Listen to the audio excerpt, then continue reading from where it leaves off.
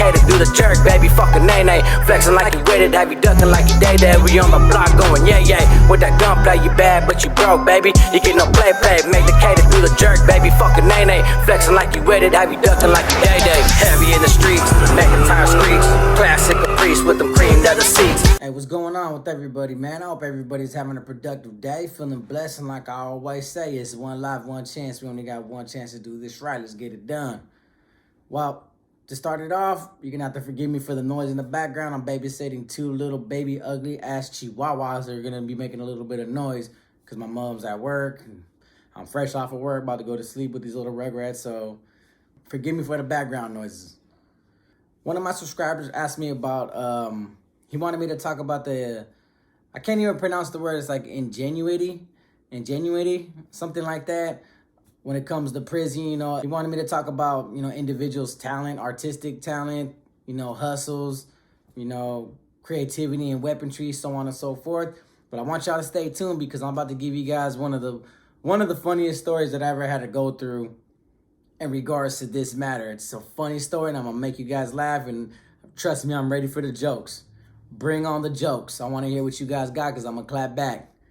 With that being said, man, hit the subscription button, hit the like, always leave a comment, and get your jokes ready. Let's get into it. Like I mentioned before in one of my prior videos, you know, I got to learn how to draw, and I got to learn from different artists. Most of the time, 95% of the time, it was from Sureños. They taught me how to draw, and ex-Southerners on the SNY side. I used to learn so much creativity when it comes to art itself. You know, I watched a man do an Aztec collage on cardstock just with coffee. The way he would melt the coffee and turn it into like a paint, and he would just paintbrush, you know, just this brown Aztec calendar. That was like his famous thing, and then he would always because it was coffee, it would harden up, and he would wax it so it would look three-dimensional, like an Aztec three-dimensional. Yeah, he threw a little bit of paint in, I mean, like little different colors, different pens, designs, but he would create this brown Aztec culture calendar out of coffee. And this is something he said he had to learn in Pelican Bay. He said in Pelican Bay, he was a Sureño, he was doing live.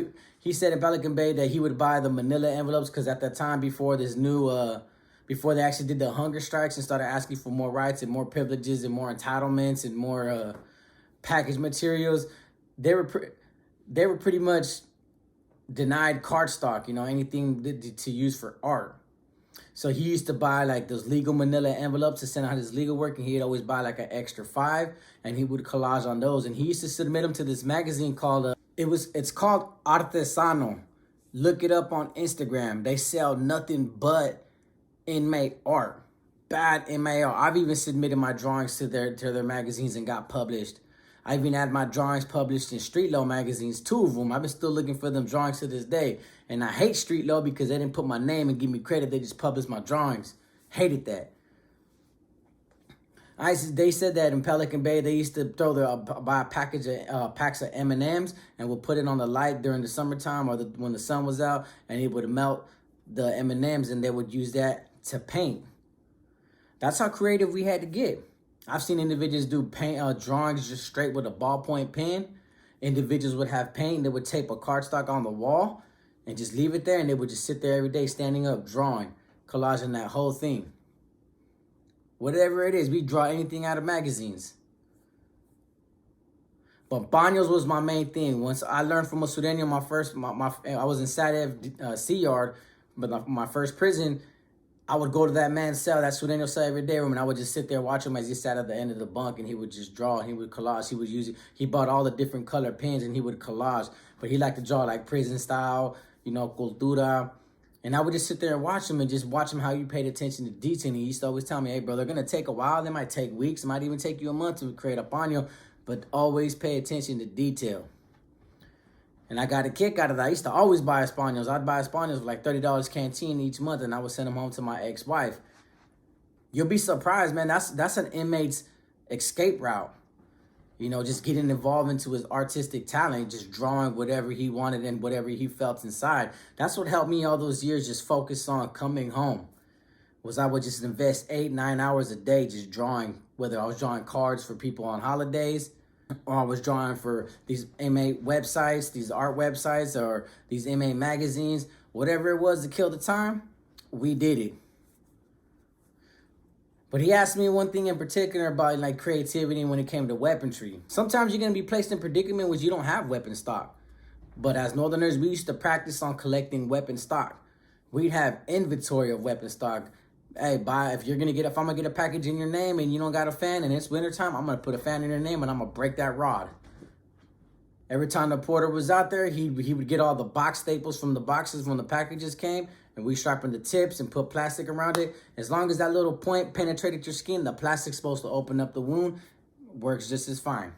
I would give porters like 50 papers of black or 50 papers of crystal and have them just go in there and infiltrate the locker or the stock closet and just steal as much as razor blades as I can.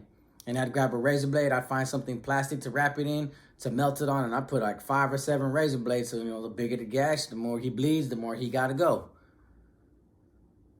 We're gonna find creative ways to get these weapons in. We're gonna find creative ways to make weapons. I've seen nails, I've seen people cut their lockers, I've seen people use their fans. You gotta be able to place yourself in a cell or in an environment and ask yourself, what could I use as a weapon? I seen individuals grab a National Geographic magazine and roll it up as tight as you can. Rip out page by page. Roll it up to you as tight as you can. Put soap on it. Layers of soap, layers of soap. Let it dry. It turns into pretty much a wooden baseball bat. You can crack a man's skull within 4 or 5 hits. Just enough damage to paralyze somebody. The art of warfare and the preparations for war is important, and it's necessary in these kind of environments. You better know that man next door to you is finding a way to create a weapon or is manufacturing a weapon just as fast as you need to, and that you will. So you always got to be prepared for battle. We have to be trained in weaponry and warfare tactics. So I'd give a Northerner a VO5 bottle, a baby powder bottle, a can of grease, an empty can of grease, and tell him, hey, man, I want you to make 3 or 4 weapons and see what you can do. Or see if you can make a weapon without a tip. See if you can sharpen up the plastic, sharpen up to pierce somebody's, flesh. We're going to find ways. I had to learn how to cut lockers. I had to learn how to sharpen knives. I had to learn how to figure out anything that I can use. Sometimes I would grab a piece of plastic and play with it, and I would just melt it to see if I can mold it to a certain way to make it to a handle. We have to get creative in prison. That's just how the way the environment works. But in my last video, I told you about how us in the wood shop used to always check out those knives and put them together, us, the Southerners and whites. That was one of my hustles in 2008. I had just got divorced, so my money kind of left for a little while, so it was time to get on a different hustle, try to figure out, some type of, economic income to come in and take care of myself, because you don't want a cellie that can't take care of himself, and you don't want to. Sometimes it's weird, the perspective that we have for people, but like people hate when they have a broke cellie. I don't know why. It kind of sucks. You would think as a brother you would take care of them, but people just don't want to carry somebody's load. At least if you're gonna be in that cell and you don't have nobody taking care of you from the streets, develop a hustle that when you bring something to the house, you have something to contribute. Or you're gonna be looked at like, man, you just a broke bum, and people don't want to sell up with broke bums. I'm sad to say. I'm sorry to say. That's just the way it works. But when I was in wood shop, I had the same way you see my music videos of me wearing my lokes. I used to go around and I was look for these little flats, like little flats with everything, anything metal flat, like just a little thing. Anything I know I could sharpen it and turn into a blade, a real box cutter blade. Sometimes I even got a hold of box cutters. If the teacher forgot that he let me check it out and he didn't ask for it back, what I would do is I would grab my glasses and I would put these blades and I would paint it with a black marker. And then I would tape them on the inside of the frames. So when I would go out to go back to the yard and I'd put my clothes to the metal detector, they would never ask me to take off my glasses. I would just keep my glasses on my head. I would strip butt naked, squat and cough real quick. He's usually behind the counter, so he only sees like the upper half. Cops don't really want to see another man butt ass naked, so we can always get away with it.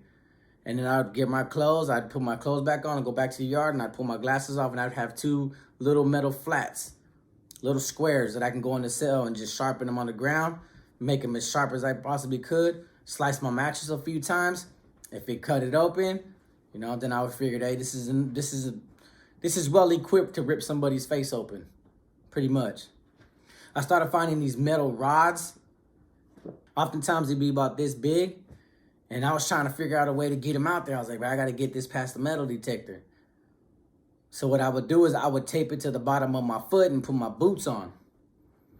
And it kind of hurt because I'd have to step on it and try to walk normal as possible because he ain't asking me to lift up my feet. He's just like, open your mouth, pick up your nuts, you pick them up, squat cough, and you just go, And most of the time he's like feeling through your clothes to see if the x-rays or the metal detector missed something. So he's not paying attention too much. And I would just try my best not to make that metal scrape next to the floor so he would hear it. And then I'd put my boots back on and I would go to my cell and I would untape all these little metal rods. And I would submit them to the homies and be like, hey, fool, sharpen that up to a tip, hide it in your mattress. And that was one of the biggest objectives I always had was weapon stock. Always having inventory and weapon stock. You can never have not enough weapons. You needed weapons on the yard.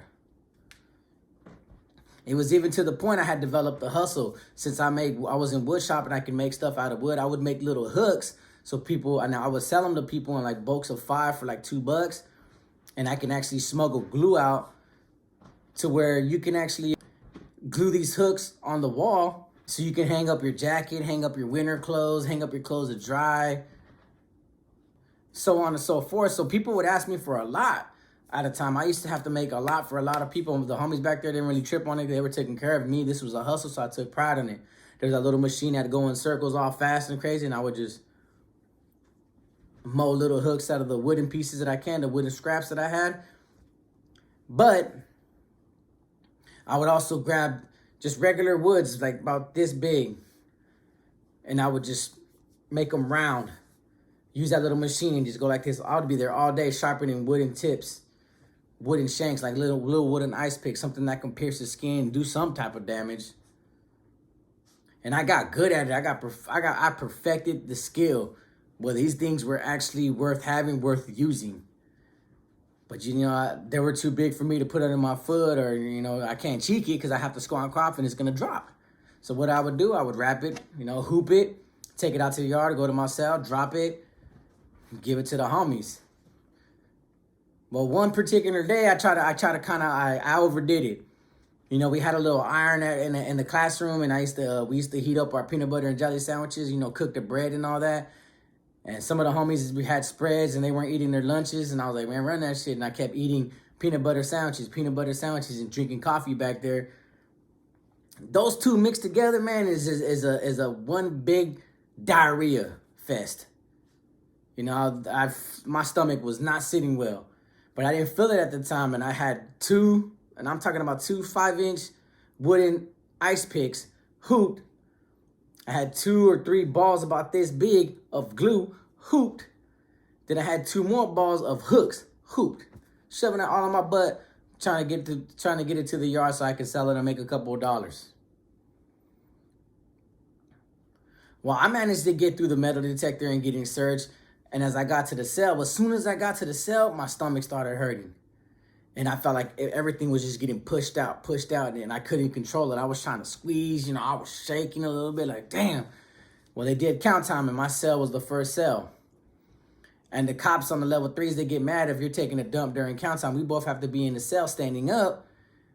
And if I put the curtain up and I'm taking a dump, first of all, he's going to see everything laid out. He's going to smell it. And then he's going to get mad because he's doing count time and I did this during count. So I'm trying to wait and I'm holding the wall. My celly Ula was like, damn, bro, like, you all right? And I'm like, oh, shit. The homie Ula was from Linnell Camp. He was actually a big homie at the time. He got validated while he was my celly. And I'm trying to hold it. And this cop's just taking his sweet ass time to do count time. And I feel it like a fart comes out and I just feel all this diarrhea running down on my left leg. All the way down, like inside my sock. And I was like, damn, my celly smells these out. For real, bro? And I was like, bro, I'm stuffed like a turkey, bro. I got hella stuff up here, bro. So he's sitting on the desk just laughing and bawling. The cop comes, I drop everything. I make a mess. I'm talking about diarrhea, Hershey squirts, bro. Hershey squirts. everywhere. And I'm cleaning my hands. It's just moisty.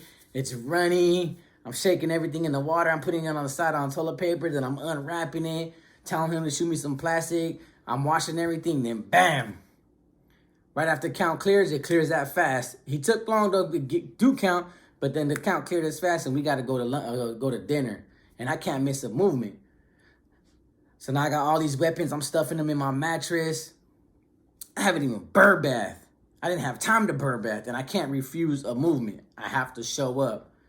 So I changed my boxers real quick. I wiped as good as I can. I scrub my hands as possibly as good as I can, but you're still gonna smell it. Subconsciously, you know your hand smells like doo-doo, and you're gonna be sitting in a little table eating your food while everybody else eating, you got doo-doo on your hands, and then you just think you're smelling it, and you're just like, man, this sucks. But I had to do what I had to do. I mean, that was my hustle.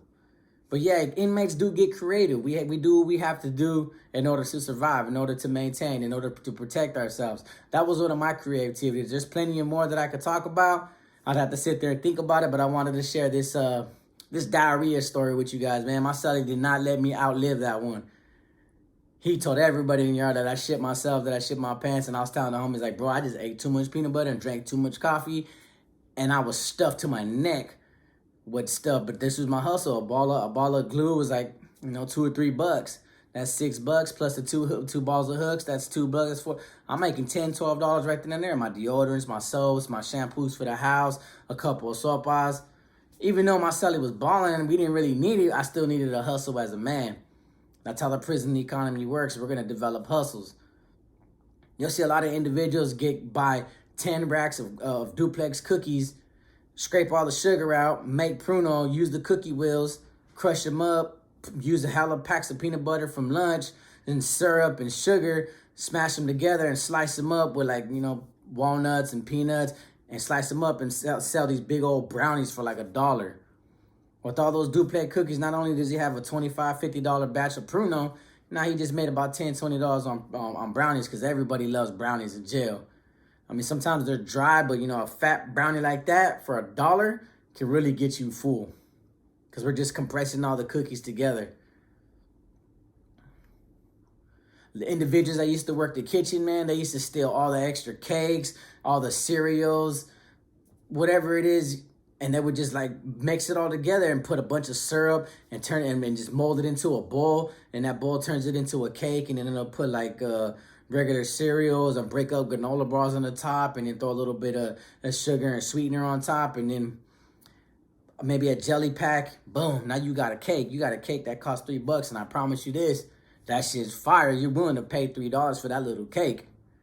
Inmates are going to become creative in jail. That's one thing that prison has taught me. Even to this day, when I'm out here, I get creative. You learn how to improvise, like Martha Stewart improvised. But yeah, just to answer your question, people do get creative in jail. We are artistic, and we do think outside that box, man. We don't. There's nothing about that prison that tells you that we have isolated minds. We may be isolated in our ways of thinking when it comes to the gang aspect, but we will figure things out, man. I've seen some creative stuff. Like individuals used to make dream catchers. I learned how to make rings. I learned how to make bracelets with names. I learned how to make necklaces. People get into ceramics. You be seeing individuals in the yard go to visit with ceramic made roses, and they'll spray colognes on them, or they'll grab the magazines and rip those little cologne strips out, those scratch and sniffs, and they'll just smear it on the toilet paper. So when you when you create the roses, it goes out there. It smells like some perfume you got out of a Cosmopolitan magazine. Individuals will get creative in jail. I can tell you that much. So my question is for you guys, for those that have been in prison, what was the most creative thing that you seen made and that you seen sold on a tier, or you seen an inmate or your cellie make at one point that actually blew your mind? I'm talking about from jewelry boxes to those little baby shoes. I've seen individuals make desks, individuals make mirrors, individuals make picture frames out of just collecting chip bags. Those things mean something to us in jail. It's material stuff, but to our families, it means something. We as inmates, when we find all these creative ideas and we start selling them through the prison economy and just generating some type of money, something to bring into the house, the extra bag of coffee, them extra honey buns. Somebody's buying those items and those materials and those creative things that we created and giving them to our families because we want to see them smile. All the times that they send us money without asking for nothing in return, it's only right. That's why I love doing cars. I used to do cars for everybody's kids, and there was a Cinquero, his name was Casper from Whittier. Every time I did a drawing and he sent it out and his girl wrote him back, he would shoot me the letter. I'm like, look what my old lady said about your drawing, bro. And then she'd be like, man, I loved it. Thank you. You made me smile. You made my day. Here goes $60. And I was like, hey, fool, I'm charging you $4 a car and she's giving you $60 for my drawing, bro. I need more than that. And he used to laugh and be like, Pedro, I'll buy 2 more from you, bro. Don't even trip. That's $8 right there. I got you, bro. Tell me what you want on Canteen. I used to love doing that because that $8 to me was a couple of jars of peanut butter. So all I needed was some extra bread and I would go to bed never hungry. Those paños I would do, individuals would give me $20 a paño, and I'm pretty sure they were going out there selling it to their families or selling it to online and websites and making triple the money. I was able to do it through the homie Isaac from Modesto. You know, we're going to find avenues and outlets and resources for us. That's why Folk created the book, The Best Resource Directory for Inmates. I was able to branch out and actually do some creative stuff and get involved with some inmate programs that assisted me and just helping with my prison time, my prison term. I used to do like just corresponding classes through the mail just to occupy my time when it comes just free education. If it was free and it was education, I was taking it. I did educational classes on philosophy, you know, on astronomy.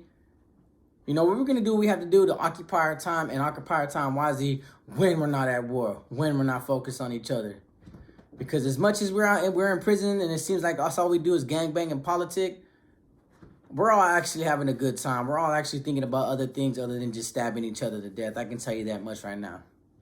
So with that being said, man, I hope you like my diarrhea story. Yeah, I pooed it, and that's not even the first time that I did this in jail. I did one a couple years later in Arizona that's even worse than that story.